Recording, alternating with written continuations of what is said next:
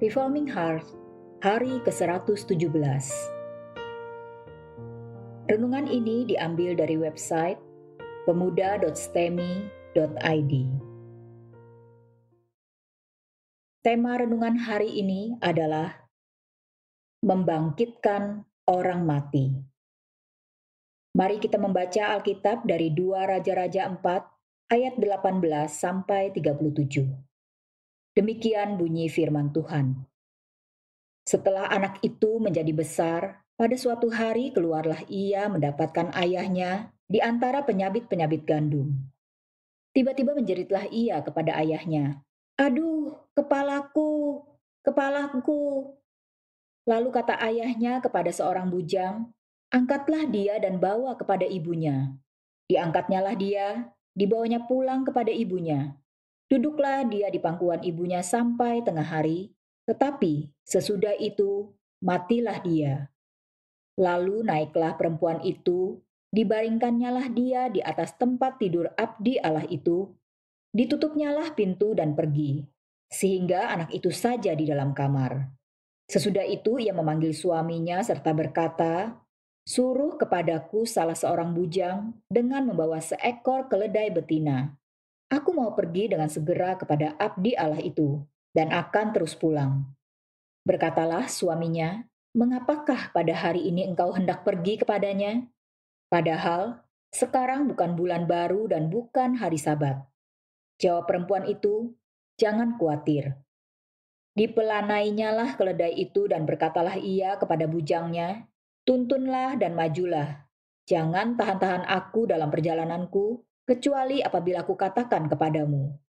Demikianlah perempuan itu berangkat dan pergi kepada abdi Allah di Gunung Karmel.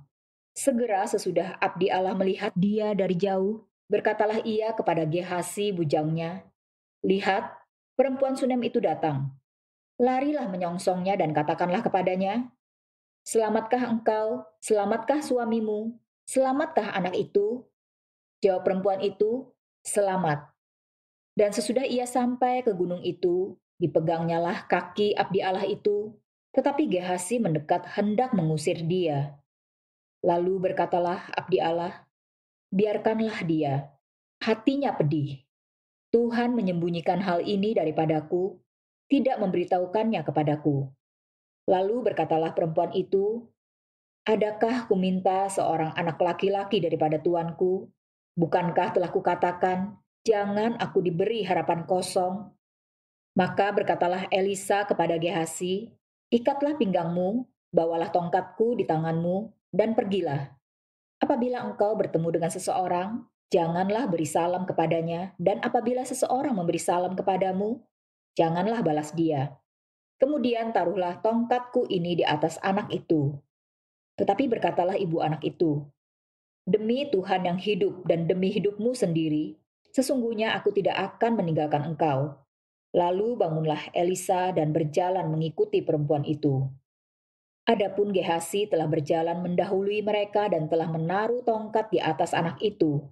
Tetapi tidak ada suara, dan tidak ada tanda hidup. Lalu kembalilah ia menemui Elisa, serta memberitahukan kepadanya, katanya, "Anak itu tidak bangun."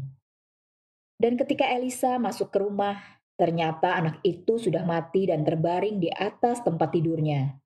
Sesudah ia masuk, ditutupnyalah pintu, sehingga ia sendiri dengan anak itu di dalam kamar, kemudian berdoalah ia kepada Tuhan. Lalu ia membaringkan dirinya di atas anak itu dengan mulutnya di atas mulut anak itu, dan matanya di atas mata anak itu, serta telapak tangannya di atas telapak tangan anak itu.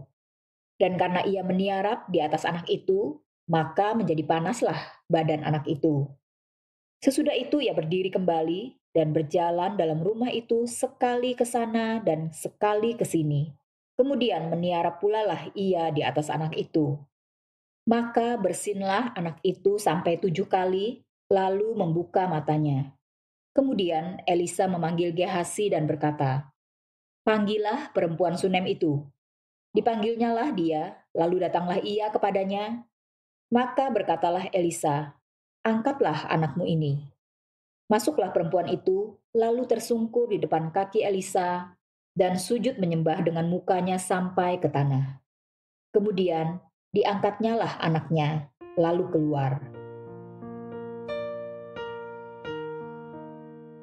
Mari kita merenungkan bagian firman Tuhan ini.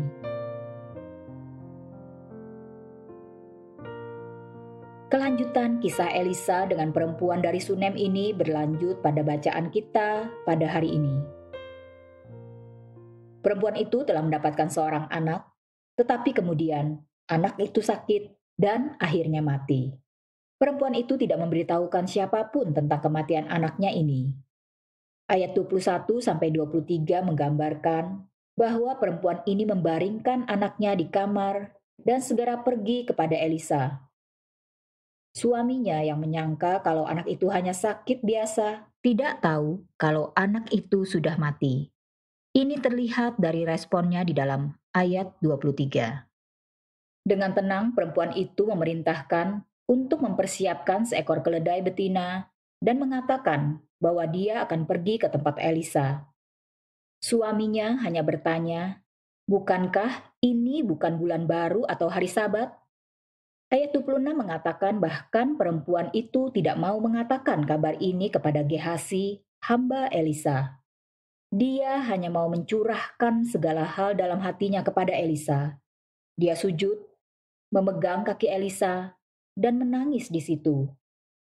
Ayat 28 menyatakan betapa pedih, sakit hati yang diderita oleh perempuan ini. Maka bagian selanjutnya mengisahkan Gehasi pergi ke tempat perempuan itu untuk meletakkan tongkat Elisa atas anak itu. Ayat 31 mengatakan bahwa tidak ada reaksi apapun setelah Gehasi meletakkan tongkatnya atas anak itu. Ayat 33 dan 34 mengatakan bahwa Elisa berdoa kepada Tuhan lalu berbaring di atas anak itu. Elisa berdiri dan berjalan di dalam rumah itu, mungkin sambil terus berdoa kepada Tuhan. Dia terus memohon dan setelah itu berbaring kembali di atas anak itu, hingga akhirnya anak itu bersin 7 kali dan membuka matanya. Alangkah menakjubkannya kisah ini. Elisa membangkitkan orang mati. Elia dan Elisa adalah dua nabi yang membangkitkan orang mati. Ini belum pernah terjadi sebelumnya, dan juga tidak terjadi pada zaman sesudah mereka hingga pada zaman Tuhan Yesus. Orang mati bangkit menjadi tanda bahwa kuasa Allah yang memulihkan sedang dinyatakan. Allah berkuasa menyatakan pekerjaan yang sangat menakjubkan ini untuk menunjukkan kepada umatnya bahwa dialah yang memegang kuasa atas maut. Dia membangkitkan siapa yang dia ingin bangkitkan. Dia berbelas kasihan kepada siapa yang dia mau berikan belas kasihan. Tetapi semua yang dia kerjakan, selain karena belas kasihannya, juga adalah untuk menunjukkan kuasanya yang besar. Dia akan memulihkan kerajaannya. Israel dan Yehuda akan menjadi seperti bangsa yang mati setelah mereka dibuang.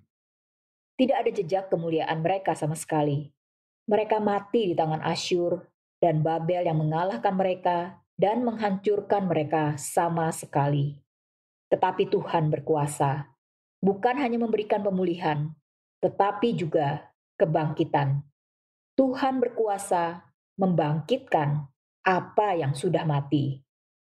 Sejak bangkitnya Elia dan sekarang dilanjutkan oleh Elisa, Tuhan menyatakan tanda-tanda yang semuanya akan dikerjakan juga oleh Tuhan Yesus. Mereka mengerjakan sesuatu yang menjadi lambang kuasa Allah, di mana Kristus adalah penggenap dari segala lambang kuasa Allah itu. Mereka membangkitkan orang mati. Kristus membangkitkan orang mati. Elia menurunkan api dari langit, dan Elisa dijaga oleh pasukan malaikat dengan kereta berapi. Hal ini tercatat di dalam 2 Raja-Raja 6 ayat ke-16 dan 17. Kristus mempunyai kuasa untuk menurunkan api dari langit. Mengenai ini tercatat di dalam Matius 3 ayat 11 dan Lukas 12 ayat ke-49. Dan di dalam Matius 4 ayat 6 dikatakan bahwa pasukan malaikat menjaga dia dan tunduk kepada perintah dia, yang ditulis di dalam Matius 13 ayat 41. Semua ini adalah pernyataan kuasa Allah untuk merestorasi seluruh dunia ini. Allah membangkitkan apa yang sudah mati melalui Elia, Elisa, dan juga Kristus. Kristus bukan hanya membangkitkan orang mati, tetapi dia sendiri juga bangkit dari kematian sebagai tanda kegenapan penebusan bagi manusia. Seluruh penggenapan ini tercatat di dalam Roma 4 ayat 24 sampai ke 25. Apakah tanda yang mau dinyatakan melalui orang mati yang bangkit ini? Yang pertama adalah bahwa ini merupakan pengharapan orang yang telah sungguh-sungguh percaya kepada Allah dan beribadah kepada Dia dengan sepenuh hati. Elia dan Elisa tidak membangkitkan orang mati sebagai bentuk pameran kepada seluruh Israel, tetapi hanya kepada keluarga dari orang yang telah mati itu, yakni ibunya sendiri. Ketika mereka melihat anak mereka dibangkitkan kembali, maka pengharapan mereka akan restorasi dan pemulihan yang akan Tuhan kerjakan menjadi makin besar. Mereka akan makin merindukan Tuhan untuk memulihkan segala sesuatu. Inilah pengharapan yang Tuhan tidak izinkan untuk dinikmati oleh semua orang. Mereka yang mencintai uang, biarlah mereka berharap terus kepada uang mereka dan menemukan bahwa uang mereka tidak pernah bisa menjadi pegangan pengharapan mereka. Mereka yang mencintai kuasa dan keamanan dari kekuatan senjata, biarlah mereka terus berada di dalam pengharapan bodoh mereka. Tetapi sebagian orang yang diberi anugerah oleh Tuhan menyadari bahwa pengharapan sejati hanya ada pada Tuhan yang bisa memberikan hidup kepada orang yang sudah mati. Hanya kepada Tuhan yang berkuasa atas hidup dan mati. Yang kedua adalah bahwa mujizat ini merupakan tanda bagaimana Tuhan akan memulihkan umatnya. Tuhan membiarkan mereka hingga mereka hancur sama sekali.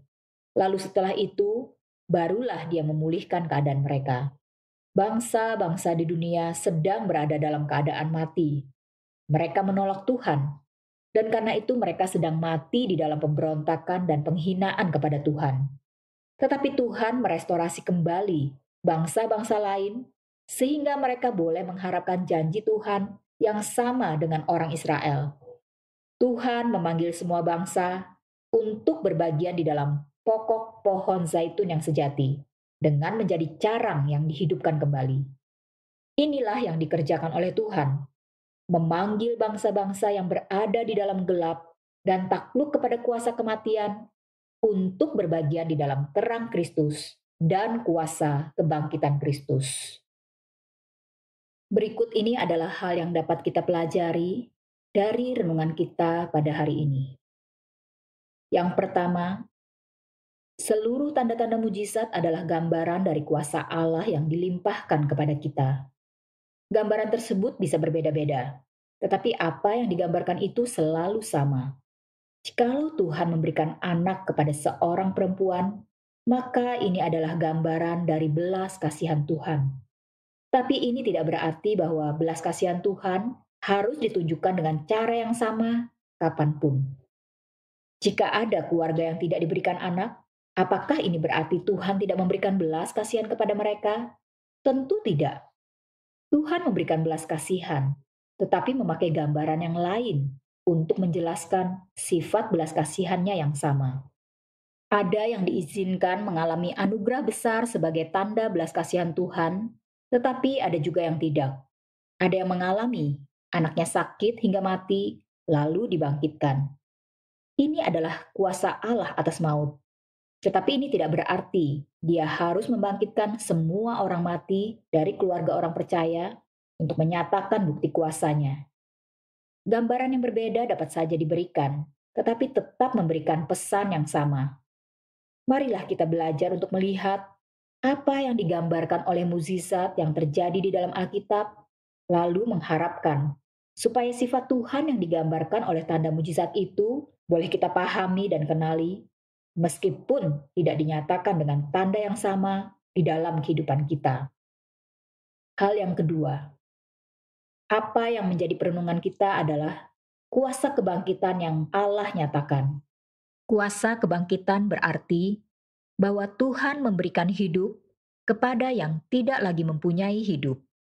Tuhan memberikan kepada kita tanda-tanda menyatakan kuasanya untuk memulihkan bangsanya.